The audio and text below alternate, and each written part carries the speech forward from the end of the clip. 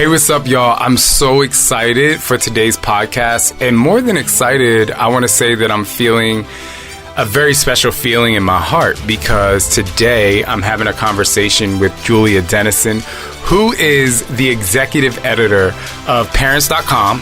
As all of you may know, Scott and I and our boys were the first same-sex couple, same-sex family, if you will, on the cover of Parents magazine. And we are now just in a really great relationship with Parents. And Julia Dennison, being the executive of Parents.com, had the idea of doing an amazing podcast called We Are Family. And we're co-hosts. She's my co-host. I'm her co-host.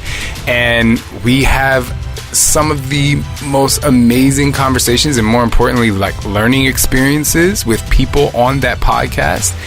But what's really great and special is the two different stories that she and I bring to the podcast as co-hosts. And I'm always not just enamored by her strength and her desire to bring parents and families amazing material. I'm very just inspired by her ability to teach people without being judgmental, and most importantly, her own story about how she co-parents with her ex, with their daughter Ezzy. And you're going to hear all about that conversation, but more importantly, I want you to just listen with an open ear and an open mind, because I know a lot of people out there may be in similar situations that we share in this upcoming conversation. So sit back, relax, and enjoy, because I would say in 2020, she has been one of my biggest and most inspiring teachers, especially when it comes to being a parent. Always trust and believe in the conversation that we're about to have. Somebody say hell yeah! No. What's up? He's better than Oprah. Come on, y'all. This is Shaun T, and it's time to trust and believe.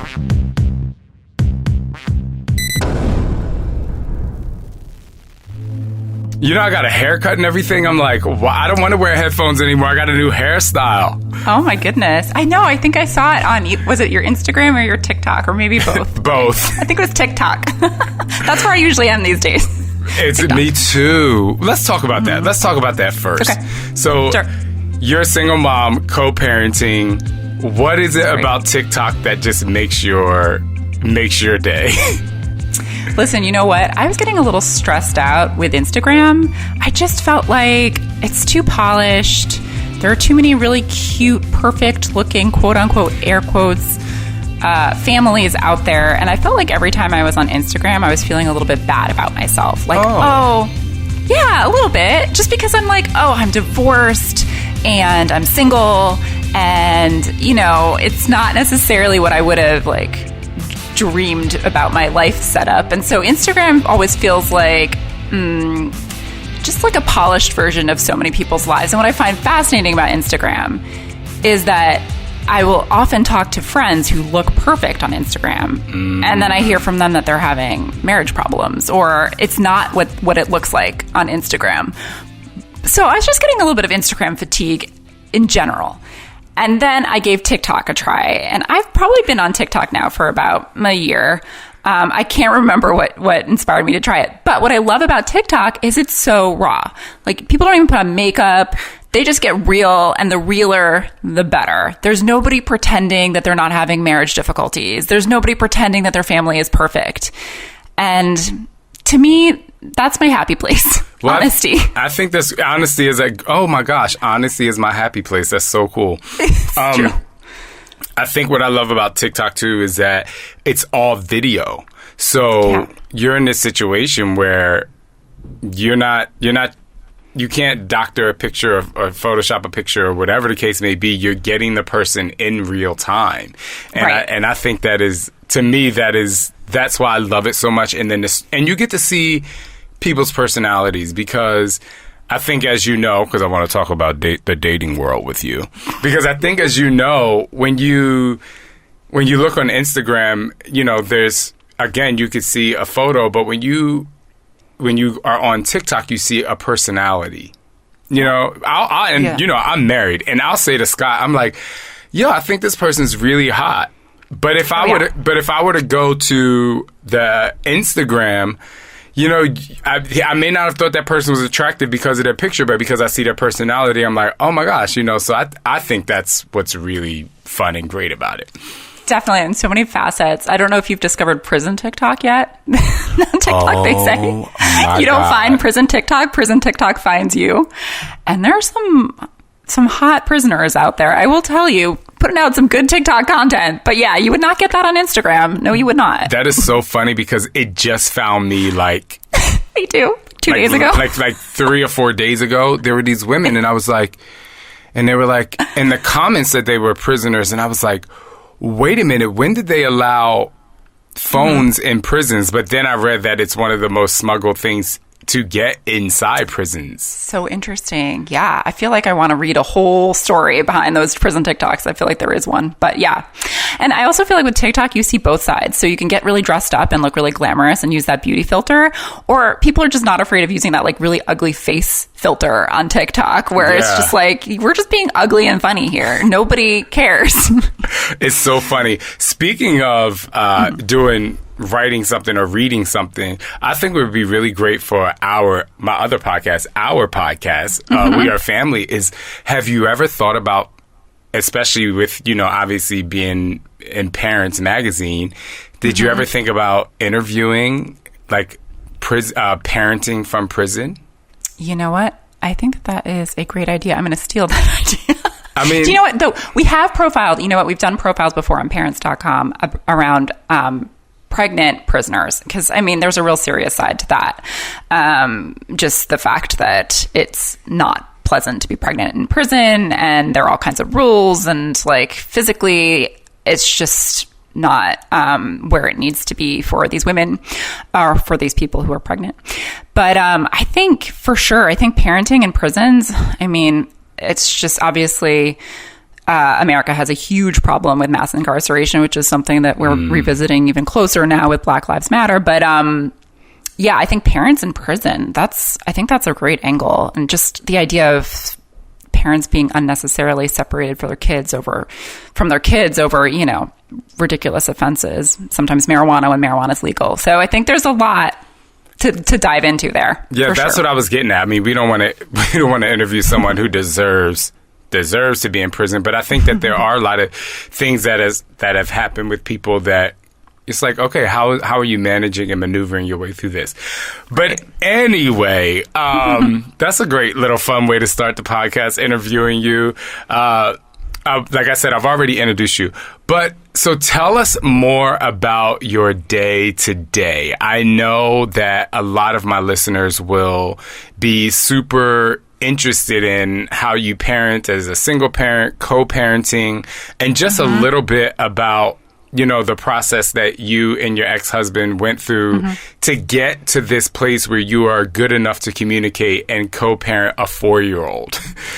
Yeah, for sure. So I feel like I'm very lucky to work on the beat that is my life, that is parenting. Everything I do is about parenting in one way or another. And when I was first pregnant with my now 4-year-old daughter, Esme, who I call Ezzy, I remember my doctor was like, "Don't you have any questions about pregnancy? You've literally asked me nothing." And I was like, well, I am the executive editor of parents.com. I feel like I have all the questions answered on that website. So that's probably why I don't have questions for you. But I think being deep into it, I read all the studies and I read all the reports so that I feel like I'm able to pick and choose what I apply to my daughter. I think the good news is that for the most part, when it comes to bringing up kids, there's not a lot that you need to know. I mean, just love them, hug them, read to them, feed them, or if they'll eat. Exactly. And it's not rocket science, right? But I remember, so I separated from my ex when Esme was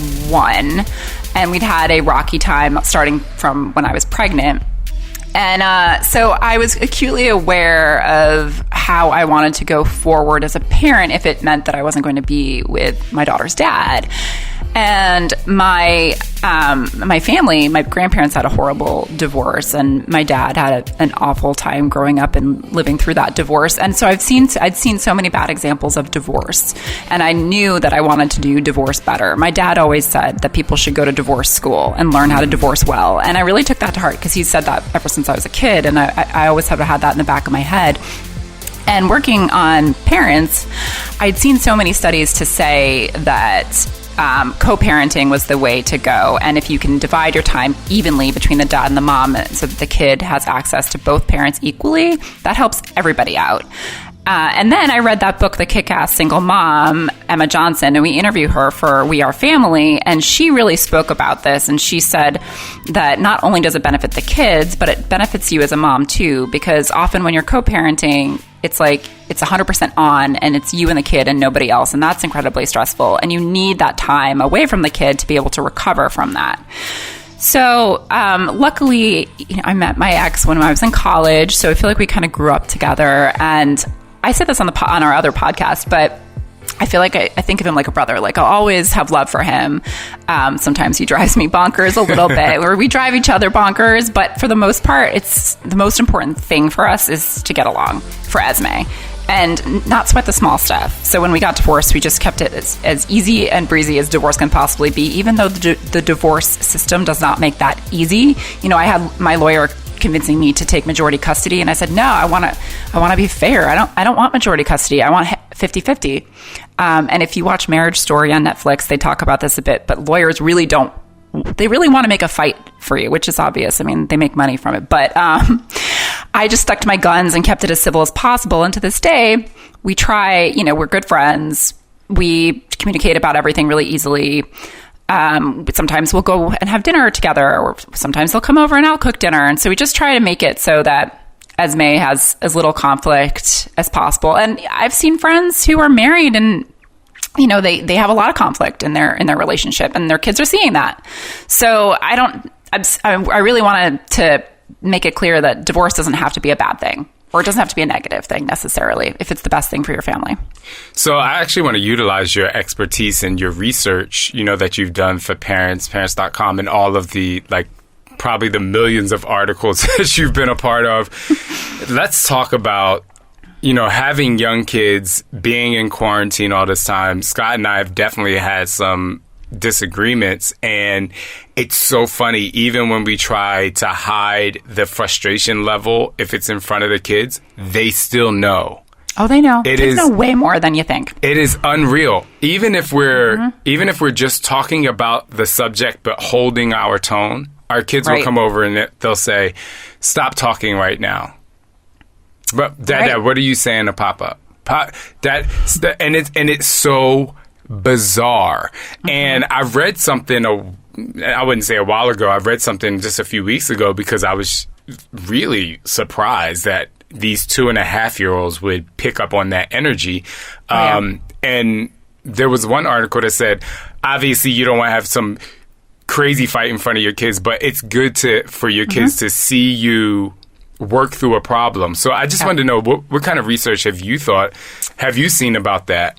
Oh, yeah. No, I think emotional intelligence is so important in kids, and showing kids what healthy emotions are, the full spectrum, whether that's anger or sadness, or happiness or joy or nervousness. The more emotion that you can point out and talk to with your kids from a young age, the better. I don't even think that there's such a thing as too young when it comes to talking about emotions. And you're absolutely right. I think the evidence shows that, while you don't want screaming matches between the partners, and, if there's a problem in a relationship, that's not good. But if you're upset, there's really no point in hiding that from the kids, because they're so perceptive. And I always think about, Mr. Rogers was always so great about talking about these heavy subjects with kids and saying, hey, the kids, they understand more than you would give them credit for. And things like death, that's a heavy topic, which it's much easier to avoid talking to your kids about. But he did a whole episode, I think, about a goldfish dying and talking about death with kids. And it's just a fact of life. And he treated it as such, and talked about the emotions around losing a goldfish. And I always feel like if Mr. Rogers is doing it, then it's okay. It's the right way forward. It must be right. But I do think that the evidence shows that emotional intelligence is important, and also pointing out when they are having emotions, not brushing it aside. That's really important. So if your kid's upset about something, even if they fall, you'll see a lot of parents go, "Oh, you're okay, right? You're okay." But actually, it's better. A lot of research has shown that it's better to acknowledge, ouch, wow, that looked like it really, really hurt. Oh my goodness, you must be in pain, and then that's upsetting and you're sad. And just pointing out their emotions and validating them rather than brushing them off and telling them that they're fine can work wonders later in life when it comes to, the emotional intelligence that we all need as adults. And I think another good thing to do is to point out emotions in other kids too. So if you see a kid at the playground is angry, you can have a conversation with your kid and say, "Oh, look, that kid's super angry. Why do you think that is? What do you think made him mad?" And have those conversations just talking about emotions. That's all positive things that you can do for your kid. I think it's so cool because there are 2 books that we read to our kids. One is, it's called The Feelings book. And so they talk about how Sam, each page has a story about a different kid and their emotion of how they're feeling that day. And one kid was sad, one kid was nervous, one kid was anxious. They had all these different emotions. And I thought it was so brilliant because in the back of the book, after we read the book to our kids maybe 4 times, they would be able to pick out which kid was nervous, angry, sad, just different type of things. And the things that they did, like they weren't allowed, like the balloon pop scared them, they had a temper tantrum at school. So I thought that's cool. And then the other book is, there wasn't a woman who swallowed a fly. I guess she'll die. And we actually read that to the boys about a year ago. So they were just maybe a little over a year old. And even at that age, they were like, "What's die?" And so we were able to, and we just were like, "This is what dying is." Because they were like, "Why would she die?" Right. That's great. And I feel like, though, in parenthood, you're sometimes just blindsided by these monumental parenting decisions that you have to make in a split second. So when your kid brings up death all of a sudden out of the blue, it can be a little bit like, oh, shoot. How do I do this right? Right. And you can't always do it right. I like to joke, but, I'm only sort of half joking that, we got to give our kids something to talk about in therapy when they grow up. And they will, Doesn't matter what we do. We're all in therapy. Yeah, I also, just speaking of the death thing, and it's just, I'm just being 100% authentic here. So obviously a lot of kids have grandparents and grandparents are older. And so just evolution of time is that you would think that grandparents would pass before parents and then kids. And so I kind of think about that. I mean, Scott's parents are 77. My mom is 61. Not that I'm thinking that they think they're all going to live to 100. So I'm here for that. So the kids will be older. But it's also one of the things that I didn't like as a kid when people would say, "Oh, they went to sleep." I would be like, "No, they didn't." No, they didn't. I would be like, if they went to sleep, though, they're going to wake back up. And I remember always feeling like, so when are they going to wake back up? And until, I got a little bit older, my grandfather taught me about like heaven and hell. But then that scared me because I was like, oh my gosh, if I'm not perfect, I'm going to go to hell. It was, it's the whole thing. So for me, I was just internally thinking, if I ever have to talk about death to my kids, I'm just going to be like, they die, their heart stops beating, you may be able to take on what they've taught you throughout your life and maybe carry some of their positive energy, just thinking through that. Because it is, like you said, a really tough subject. So absolutely. And I have a memory where I wasn't allowed at I think it was my grandfather's funeral, or maybe it was my grandmother's. But I kind of remember thinking, hey, why am I not allowed to go to the funeral? Why am I not allowed to kind of process that death?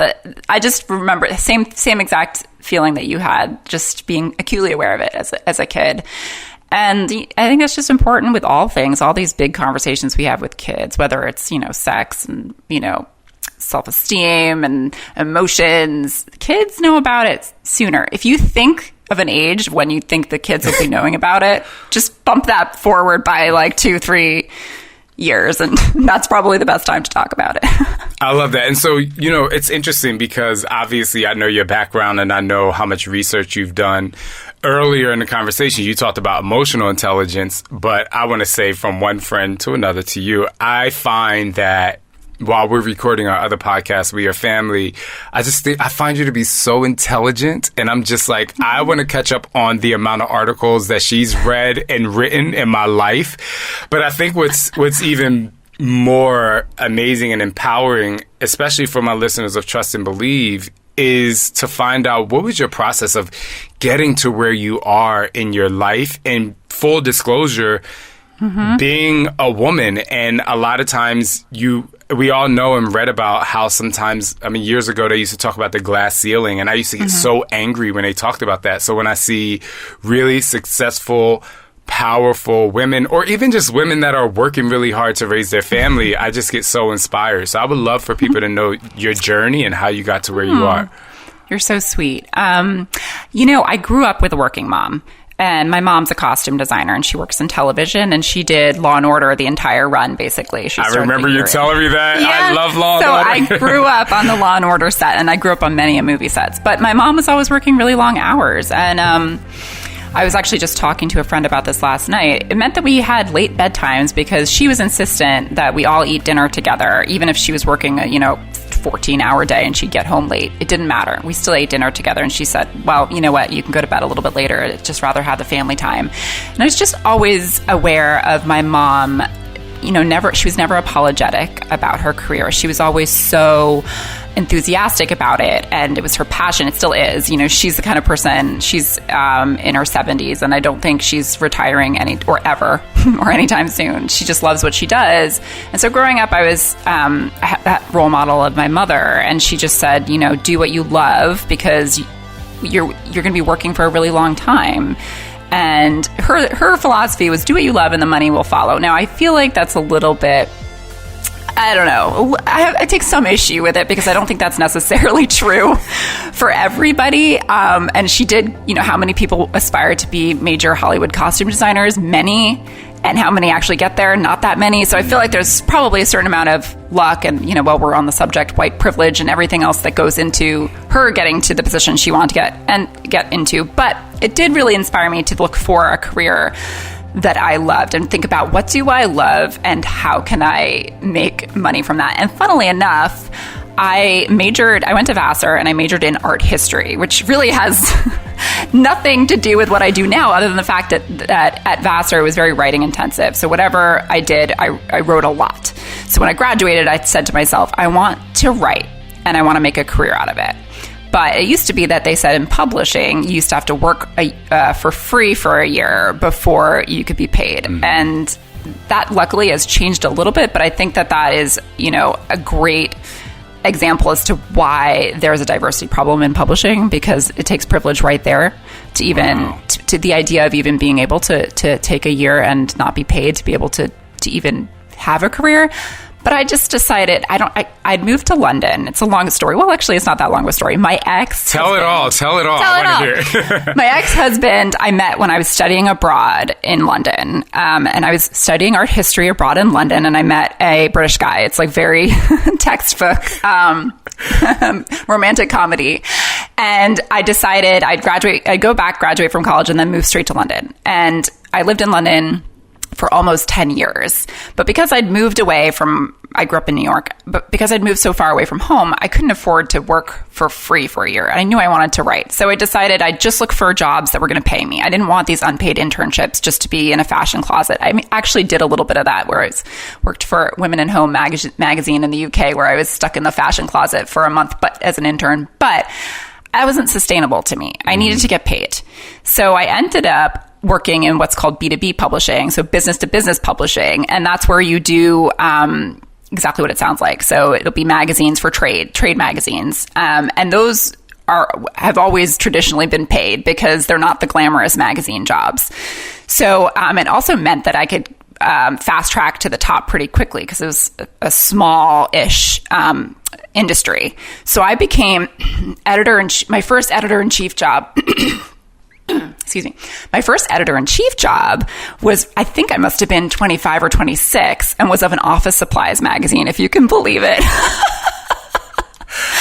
Do you know, my BA was liberal arts degree, art history, but I feel like if you do a liberal arts degree, you can just cover just about any beat you want. And office supplies was one of them. But honestly, that was my most captivated audience because the people in that industry are deep in it and they were hanging on my every word. So I kind of had a good time with that. But I was the only woman at every conference I went to, and I actually had a few examples where I had somebody come up and pinch my butt. A man come up and pinch my butt, and he went, "I liked your last editor letter, pinch." I thought, oh, Jesus Christ. Oh, no. So that was probably and people would get very drunk at those conferences. This was in the UK, but people get so drunk at those conferences, sometimes they'd pass out. These are all men, would pass out in the bathroom of the hotel where the conference was, and then wake up in the morning, passed out in the bathroom, not having gone to their hotel room, and then just go straight into the morning seminar. I just thought, oh my God. So I used to have this trick because basically it was an old boys club and I had to be one of the boys. And in the UK, that means being able to drink.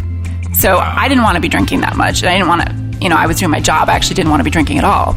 But you couldn't not be drinking. So I had this trick where I'd have a glass of wine and I'd keep it half full.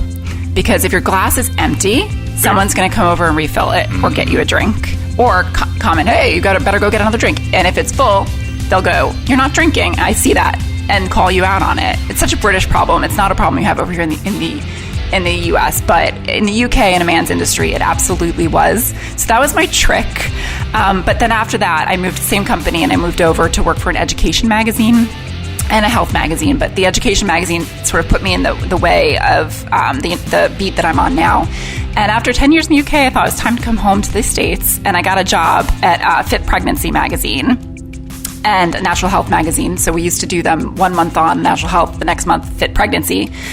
Then if you work in publishing, you get used to this, but those magazines folded. We got bought out by Meredith, which is the current company I work for. I got moved over to do digital exclusively on the parents team, and that's where I've been ever since. And now, so I made that shift from magazines, from print over to digital.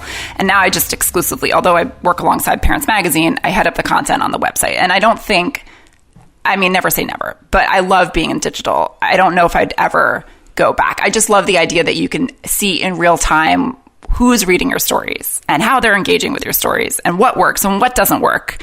That's a blessing and a curse, because I think with print publishing, you can put a magazine article out there and just say, look, I think you need to read this, and here it is, and use that editorial, knowledge to know what your audience should read.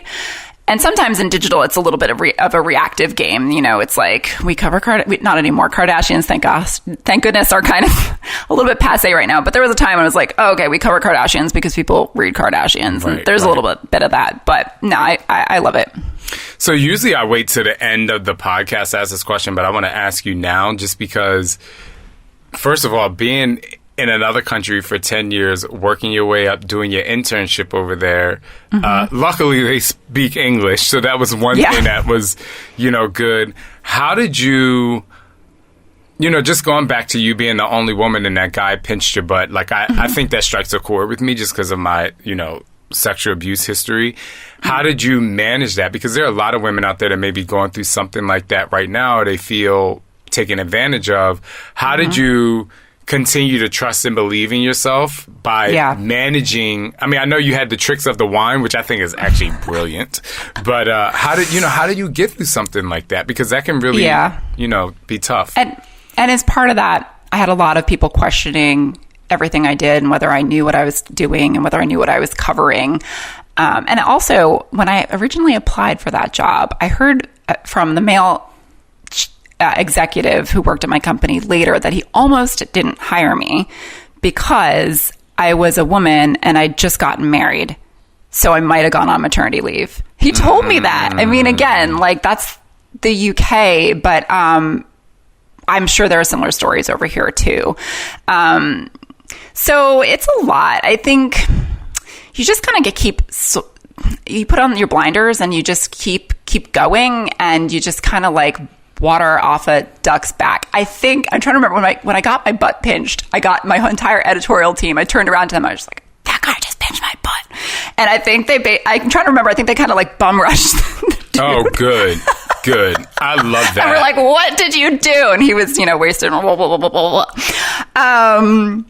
But, I remember I went to interview one guy and he had my magazine open to my editor page, my picture just next to the toilet in his office, and just crinkly and gross. And I thought, I can't. Ew. That is just so much. Ew. How did you find out?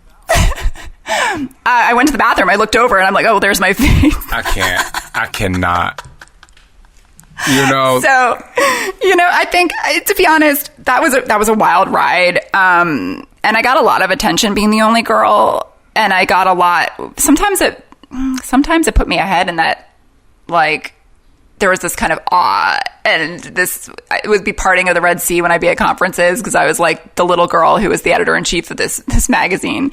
But also, it made so that I had to really, really prove myself. And I guess that's a strength. I don't know. I think when you've had to prove yourself so hard, you can sometimes go further, but it does really test your, what's it called when it's like you think that you're not good enough for the job you're doing. I'm blanking on that phrase, but yeah, but just like it tests your own confidence in what you're doing, and it does make you have to remind yourself that no, I belong here. And imposter syndrome, that's what I was trying to think of. It really does test your imposter syndrome when people are challenging you just because you're a woman, or just because of the color of your skin, or wherever else people are challenged in this world, or their sexuality.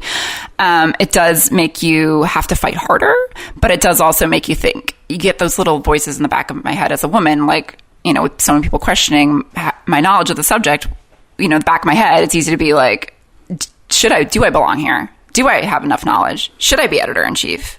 And that imposter syndrome is common with women, and I'm sure a lot of people who face adversity in the workplace, and it's something you have to kind of just remind yourself that it's not true. You're there for a reason. Right. Speaking of being there for a reason, when we come back from this quick break, we're going to talk about love life. Now, I'm going to tell you first, you don't have to give away too much, because your coworkers might be listening. But when you roll into the carnival with Shaun T, I want to find out everything. We'll be right back.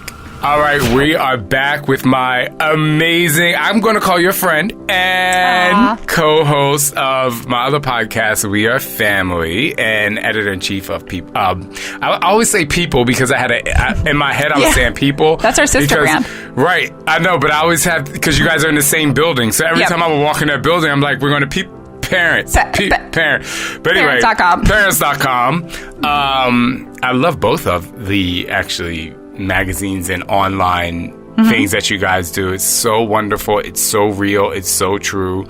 I know a lot of people might look at People for one thing, but if you have not gone to Parents.com, you have to check it out. Follow them on Instagram. But I'm back with Julia Edison. I cannot.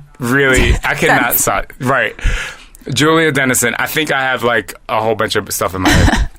But anyway, I'm back with Julia Dennison, and I want to get down to the nitty gritty of what life is like in quarantine when it comes to dating, because you did tell us that you were, co-parenting, which I think is really amazing and spectacular, and doing it well. But how do you date in quarantine?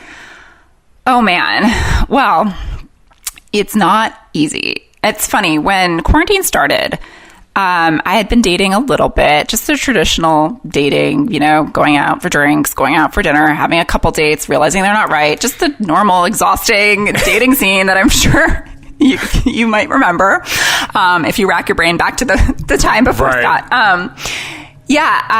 So it was, dating can be exhausting at the best of times. And then when quarantine hit, it was this mixed emotion of feeling like, dating, how the heck am I going to date and continue to date? Or do I even want to date? Maybe this is a great opportunity to take a break from dating. But at the same time, and here we go back to what I was talking about before, looking at Instagram, the one thing that I saw right off the bat with quarantine, and I really felt, was the fact that you had two different situations. You had either people quarantining and they had a family, and that just seemed so lovely to have a family. And those of us who didn't, although I had Ezzy part of the time, but I didn't have another adult that I was quarantining with. And I was starting to just really go nuts and feel this like deep loneliness. So it was like the loneliest time of my life. But at the same time, it just felt like, I remember talking to my therapist, like I don't even know when I could start dating again. But that's like super, I'm somebody that likes control over my life, even though none of us have it. I like to pretend that I do. We don't have it. Nobody has it. And that was a lesson. You know, I was just thinking, when can I date again? And I thought, all right, well, I'm just going to dip my toe in the dating apps and see what's out there. And right out the bat, you know, you got some really cheesy profiles out there. A lot of guys being like, vibes positive, COVID negative, like just oh my word, gross. That is so crazy. Yeah, and I think you got a few guys trying to be like, oh, it's fine. Like for us, it would be fine to break social distance. And I remember seeing on TikTok other people experiencing this too, just like sleazy guys out there trying to break social distance. And I thought, you know, it's obviously not what I want to do. I have a daughter and I have to be really careful about it. But this one guy was just like very creative. And I remember right off the bat, he said, oh, I see you like the Beastie Boys. Have you seen the Beastie Boys documentary? And I said, no, I didn't. I have not. And then he said, do you by any chance have an Oculus? Now, an Oculus is this virtual reality device by Facebook. And by some weird chance, I had been to Facebook and they'd given me this Oculus. It was very nice of them. But I mean, I'm not the kind of person that's like, ooh, virtual reality, or I hadn't been. So I put it on my top shelf and it was collecting dust. And I said, wait, I actually do have that. Oh my goodness. And he was like, there's an app inside this virtual reality device called Big Screen. And I can project anything that we would want to watch into it. And we can be in a virtual reality movie theater where we can sit next to each other and we can talk and this be is in so virtual reality. Crazy. And I thought, okay, let's give it a shot. And, you know, we were little avatars, but it was just mostly helpful because we could talk and watch something at the same time, but it was so trippy. And you can choose your different movie theaters. So you can have an old timey movie theater. You can have like just like a sort of space station, futuristic movie theater. I mean, it's just very, very cool. Wait, so really quick. So when you're in here, could you like look to the left or right and see him? Yeah, his but not avatar. him. His avatar. His avatar. And I was trying to figure out, I mean, it added a sort of additional level of technology and having to figure that out. And that can come with awkwardness, especially on a first date. Right. So it's like, you can come close. Your avatar can come closer to me, you know? And I'm like, I don't know how to do that other than like walk towards you. But then I bump into my wall. So I don't know. So that was really cool. And then he came up with a few different creative ideas. One was that he created a joint Spotify playlist that we could both contribute music to. And then we both made mushroom risotto at the same time. And we set up a Zoom call and we were cooking and talking. And it just made me realize that, that Zoom, having a date over Zoom is not to be dismissed. It's actually a great way to get to know somebody. And we're in this, I came out of this as things start to open up, I came out of quarantine and thinking about dating in quarantine. And I feel like it was a return to courtship. So I'm still dating this guy, and we just kind of got to know each other in reverse order. We have yet to have a formal dress up date. So full disclosure, we really tried the social distancing thing for like, I guess it was like over a month, and we met up in person and did a social distance walk. But that's still so cool, though. Yeah, but it was hard because he biked all the way here to Queens from where he is in Brooklyn. And but it was frustrating because we were walking next to each other, and I could smell him, and I could see that he was 6'5", and like and I could see that he was good looking in real life, even though I'd seen that over Zoom. But I couldn't touch him, and we talked and walked for hours. And I remember when we said goodbye, we were like, okay, could we hug? Let's hug. So we kind of did a hug. And as I turned the corner, I was just literally like, ah! Yeah. Because it was so frustrating. It was like good because I was excited, but it was also just like, frustrating. And then after that, he invited me over to his roof and we were going to do social distance. But then, you know, I'm a weak woman. Listen. We've been doing it. We tried really hard. But you know what? I do also think it's what's probably best to be avoided is that kind of like one night stand quick fire dates with someone you're never going to see again, but Right. I really put in the work. So I felt like I earned that time together, and I knew that he was the person I wanted to. It's like, take my flower is like a whole different level now, right? It's like, take my social distance bubble. But oh my god, I love Merge this. bubbles. Merge I bubbles. so wish we were having a glass of wine right now. Like I so know. wish that was a possibility. It's funny you said, I know you were kidding, but you said I'm a weak woman. I'm like, that's actually being very strong. Like, Thank you. No, that is because in my opinion, like I look at it. I know from a male perspective, now obviously I'm into males, but it's the same perspective. Like guys are like, I like her. If I'm biking to Queens, I'm hoping she's going to invite me up so I can get close to her, right? But you're like, no, we're still going to walk 6 feet apart. I'm going to give you an awkward hug and you have to invite me to your roof before you even, you know what I mean? That's right. I think you had lots and lots of willpower. Thank you. It's courting, though. That's what I love about it. It's like Victorian courting. And then you get to know them, and then you decide that, okay, I will show you my ankle as we walk around. But yeah, no, if I were ever to date again, I think the biggest takeaway is I might insist on having first dates over Zoom, because you get to know whether or not you want to spend any time with that person pretty well from a video chat. And in the past, I've wasted a lot of time and money and getting dressed and nights out with people I knew I didn't want to see again. So there you go. I know. It's almost like such a waste of time. I know Scott and I do our wine nights Friday, and even though it's through the camera, it still feels like, in a way, that we're at a party and we bring people on, kind of like a radio show, like a live radio broadcast or whatever. And some people we bring back in quite often, and it's kind of like, oh, if I was in that person's city, I would actually want to hang out with them just because we've spoken to them so many times. You get to see their family and their personality. So, like me and you. Oh my goodness. I know. I can't wait for a margarita in real life. Sure. I know. We are going to hang out. Yeah. So, I don't want this podcast to end. You're so great. We could talk forever. And the thing is, most of the time when we talk, we're always, no shade to Susie, but we always have someone else on the phone with us. That's true. I know. So this has been fun. I think you're just such a, number one, a light in the world, and you're such a powerful person. Even though you think you're weak because of a 6'5" guy, I would be weak too. But what are some, specifically for women? I mean, obviously men will be able to relate to the answer to this question, or statement. But what is one of the most empowering things you can say to women out there to continue to go after their goals, no matter where their life is at this moment?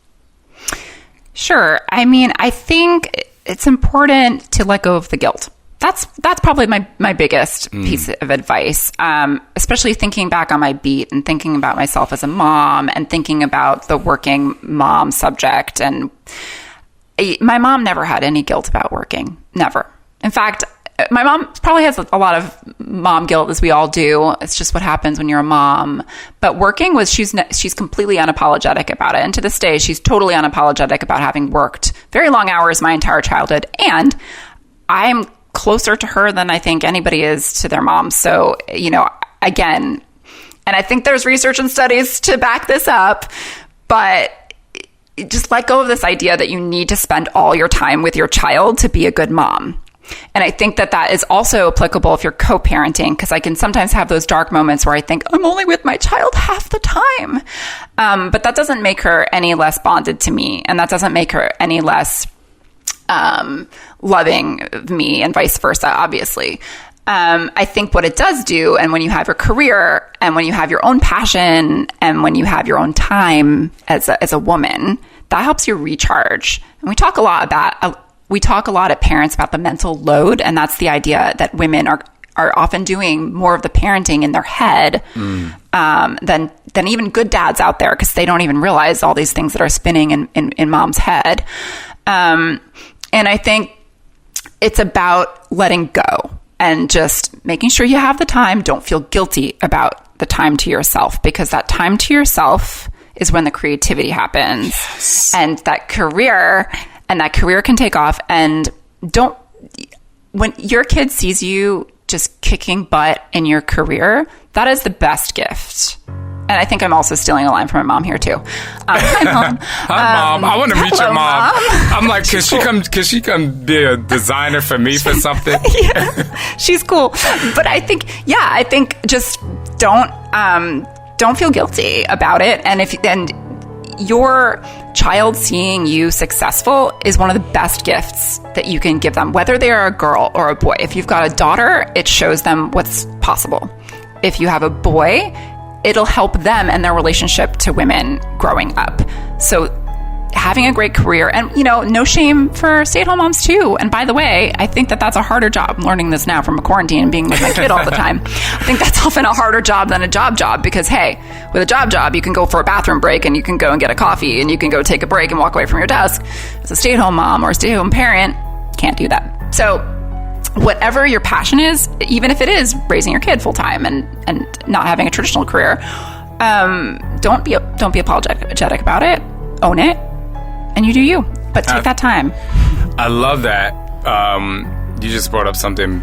I just realized talking to you that and I think we may have spoken about it yesterday on the interview that we did, but my mom's success as I was growing up, I remember when she actually she went to the bank and she went to school, went to the bank, got a better job. We weren't on government assistance anymore.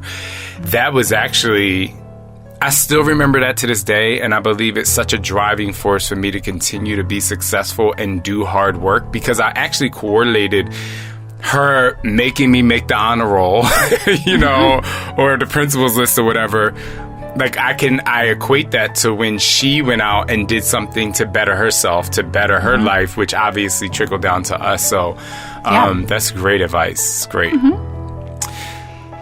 Julia Dennison, even though I couldn't remember, for some reason, I don't know. There's a lot of Julias out there. No. But you know what? I have never in my entire life, and I'm so happy I can talk to you about this because you get it. I never understood what people meant when they had like parent brain or mom brain or whatever people call it. It's real. And I literally, sometimes, I'm not forgetful, but I have so many things in my head that I'm just like, I have no idea what I'm saying at some point. That's the mental load. There's so much in your brain all the time as a parent that you're constantly having to think about. And it's the back of your head, consciously or unconsciously. But why does that happen? I'm sorry, I'm getting my own personal counseling session here. Just because there's so many things to think about, like a parent. Being a parent is a full-time job. Having a job is a full-time job. It's like you're expected to do both at once, and just because you're thinking about your presentation for work doesn't mean you're also not thinking about the fact that your kid's overdue for their pediatrician appointment. And there's just always something you have to worry about yourself, and then also you have to worry about, for you, two other beings. I know, 3 if you include Scott. But all right. Well, thank you so much. Where can our lovely listeners find you besides our other podcasts? We are family. Yeah. So head to parents.com. Follow Parents at Parents, but you can also follow me on Instagram at Julia Dennison. That's Dennison. Can we follow you on TikTok too? Or are you private? Please. No, please follow me. I just posted a TikTok just now, actually. So, watching my page, refreshing, looking at that view count. But yeah, Julia Dennison on TikTok too. All right, we'll follow you. Thank you, Julia. Thank you.